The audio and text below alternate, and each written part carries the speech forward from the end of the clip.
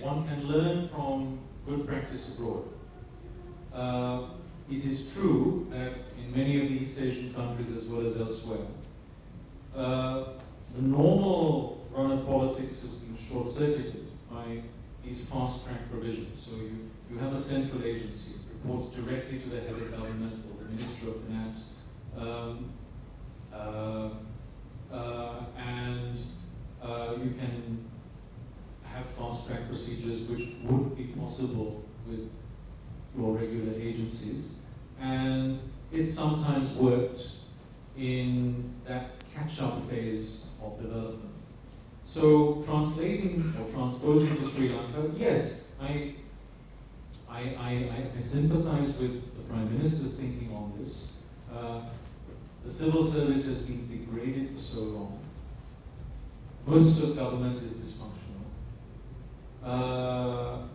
You need a one-stop shop of sorts to kickstart or jumpstart things, especially big-ticket foreign investment. And that's the rationale behind this development agency, which has yet to be legalized. That's one purpose of this bill. And as a short-term measure, there is a sunset clause on this agency. It makes sense in outline. But I think here one has to be careful. Back to the successful examples. They've succeeded because these agencies have been insulated from normal politics. Right. Good people have been hired to head and to run these agencies. They've been paid well.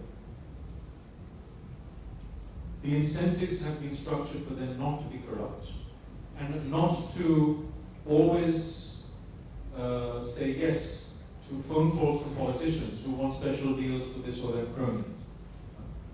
Now, if an agency like this were to work along those lines, then yes, it makes sense. But if an agency like this were to be just another Sri Lankan agency, that would provide a fast track for cronies.